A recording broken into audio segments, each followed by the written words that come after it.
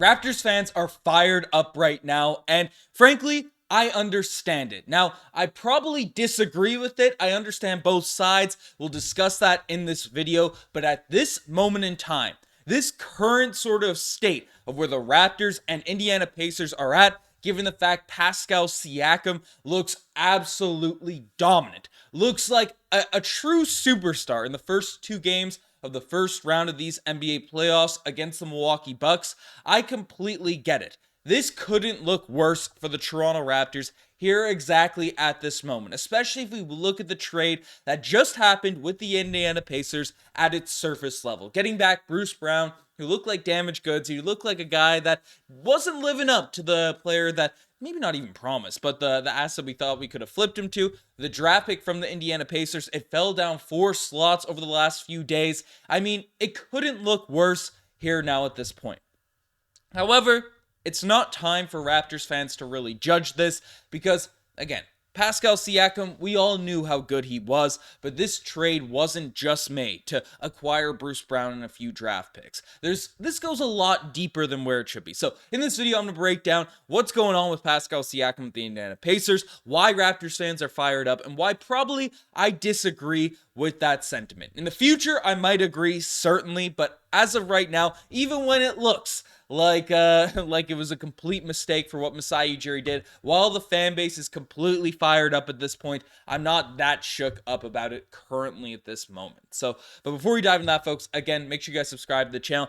Now's the time to subscribe. Join the Raptors Digest bandwagon because we're going to be covering everything in the offseason, delivering all the latest Raptors news. It'll probably be slow in terms of the news side for the next couple weeks, but things are bound to get crazy, as summer comes around. But basically, Raptors fans right now, they're going through it because, again, we traded away a lot of our guys. The second half of the season was a brutal watch. As a fan of this team, the tank, the unpurposeful tank with all the injuries, with everything going on, losing OG, losing Pascal Siakam, seeing them succeed in different areas, it hurts. It hurts. Short term, obviously, we're building for the future, all that. I'm going to dive into that, but it just hurts in the moment as a Toronto Raptors fan. But Pascal Siakam, he's thriving, man. He's sinking that blade deeper into Raptors fans who are heartbroken about him getting dealt away because he has been a monster for the Indiana Pacers for the first two games of the playoffs. I mean, when you're passing, Giannis, Shaq, Wilt, Tim Duncan in terms of the arbitrary stat lines, that's a, that's a good list to be on. One of 5 players, 5 guys to ever have back-to-back games of 35 plus points, 10 plus rebounds, and shooting over 60% from the field in back-to-back playoff games. So he's doing that. Pascal Siakam of the Indiana Pacers is the first NBA player to open the playoffs with back-to-back 35-point and 10 rebound nights since Wilt Chamberlain in 1967. I mean, we can look at the stats here for his first two games. They got one game off the favorite Milwaukee Bucks, who are without Giannis Antetokounmpo to be fair, but had 37 points, 11 rebounds, 6 assists in last night's game, 0 turnovers as well, 16 of 23 shooting, 3 of 4 from the three-point line, and then also in the first game that they did lose, also a monstrous performance. 36 points, 13 boards, 2 assists, 2 blocks, only 1 turnover, 15 of 25 from the field. So, frankly, Pascal Siakam, for people that were questioning about whether or not he deserves the max, and I'm sure 2 games aren't going to change your mind for you, but in the NBA playoffs this year, he is playing at that level. And he is rubbing it in with all the crazy stats, with everything that's sort of going on. Pascal Siakam is looking like a monster right now. And watching the games too, he is just, I don't want to say unstoppable, but he is just getting to his spots. He's scoring all over the court at a high volume. He's just scoring everywhere. And the Pacers teammates, man, haven't been, super up to par. I mean, Tyrese Haliburton has continued to struggle for the second half of the year. I don't want to say completely, horrible in these playoffs, but isn't looking like that co-star that some people were maybe hoping he would be in Indiana. But frankly, Pascal Siakam, playing against the Milwaukee Bucks without Giannis Antetokounmpo. Let's be clear. Let's get that out there. But it's probably, Dame has had that hot first half, but is the best player out there on the court so far in this series. Now, what does this mean for the Toronto Raptors? Because people are looking at that, and then on the surface, they're saying the Raptors trade away Pascal Siakam, this guy that is putting up these historic numbers. And then, what do we get in return? We got Bruce Brown, who's a dud. right? He was the main player, the main piece we got back. Jordan Nwora, who the jury's still out on whether or not he's going to be on this team long term. We got back a first-round pick that ended up falling to 19th in this year's NBA draft after hopes it would potentially be a lottery pick. Then we got a pick that we traded away at this year's trade deadline, so that's not conveying. And then basically a 2026 first-round pick. Far away, the Pacers look like they'll be decent for future seasons. So that looks like a bad return at its surface. On the surface, I completely get, after where the Raptors and how they looked with Bruce Brown and how we didn't convert him to another first at this year's trade deadline, that looks bad.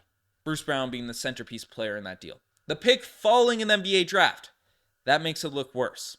Pascal Siakam playing elite, I get all of that. But we have to look a little bit deeper on this. Because one, trading away Pascal Siakam was done to hand the team over to Scottie Barnes. And he looked good this season. He looked awesome at the start of the season. Struggling as the number one option there for a bit. Didn't get a ton of reps because obviously went down with injury there. But that's one thing that, I don't want to say addition by subtraction because overall the team certainly got worse dealing away Pascal Siakam. But you kind of hand the reins there to Scottie to completely blossom. That's reason one that the Raptors made this trade. Reason two, and that, doesn't really get associated in this trade, we got a really nice steal for that first round pick that won't convey here now at this point with the Utah Jazz. Because Ochai Agbaji, we heard Masai Ujiri say it. It might not look like it right now, but he could be one of the best on-ball defenders in the NBA. That's the expectation Masai Ujiri has for Ochai Agbaji right now. With a summer development, with probably a couple years of development, but if he can sort of turn around that three-point shot, which we know he's confident enough in taking, which is a good sign, but the defensive instincts and frame that he has on the defensive end, that is an asset that I think is a huge sort of piece for this team that is kind of a byproduct of the Pascal Siakam trade. We wouldn't be able to trade that late first-round pick to get Ochai Agbaji as well as Kelly Olynyk, who I'm going to talk about as well, but we don't get him without that Pascal Siakam trade. So, depending on how, and Agbaji wasn't great to close out the year, but I'm very, very high on this man's potential. So, he's one guy that's also should be factored in as a piece of this trade. You also got a vet in Kelly Olynyk, who, again, I don't think his trade value was ludicrously high, but definitely a piece that shouldn't just be overlooked and gassed out. It's long term on this team, a nice fit, nice piece for this Raptors group. But you got two guys in the Pascal Siakam trade that's beyond Bruce Brown and that, but basically, the real assets are going to convey in this trade with these firsts. The first that we have, the 19th pick in this year's NBA draft. Made a video on it yesterday. There are some really interesting pieces that are projected to go around that 19th selection. I mean, check out my video on it yesterday. But basically, depending on who we get with that pick, that's something to look at. The value of this trade will also be, dove into about whether or not we get our pick conveys this year. The NBA draft lottery, we took a gamble, we took a risk to get that draft pick. We're going to be praying to the basketball gods. That's something that the jury's still out on. But it helped us increase our odds of landing that draft pick. So that's another reason this deal was made. And then, obviously, that 2026 pick. Do we trade it? Do we acquire some guy in the draft that's really good? I know there's some protections on it and all that. But basically, this trade cannot be judged here now at this point. As fired up as we want to be about Pascal Siakam looking dominant and stuff. And personally, I'm giving the benefit of the doubt to Masai Ujiri. I'm giving the benefit of the doubt to the front office and that type of stuff. But I was someone that wanted to see Pascal Siakam, Scottie Barnes, RJ Barrett, IQ. I want to see that team sort of come together, grow, see how it sort of looked, and then keep Pascal Siakam the asset, give him the contract so he's not expiring. So things don't work out, you trade him for future assets. Because Pascal Siakam's exactly the type of player this roster needs. So that was kind of my initial opinion. I was frustrated about the trade from the jump. But again, we can't judge this until we see what happens with our draft pick this year, with the draft selections that we end up making, from the Indiana Pacers pick, how the guys develop, a lot of factors. This wasn't just a one-for-one Pascal Siakam, Bruce Brown, and picks trade. This was done for all the preliminary things. So that's just the reality of it. That's where the Raptors are at. Fans are fired up, which I completely understand, but we can't get too fired up yet until we see how things shake out. But let me know what you guys think about this Pascal Siakam trade, how it's looking. Happy that Pascal Siakam is thriving, even though my allegiance lies with the Toronto Raptors over anything else. But let me know what you guys think. I'm signing out. Cheers.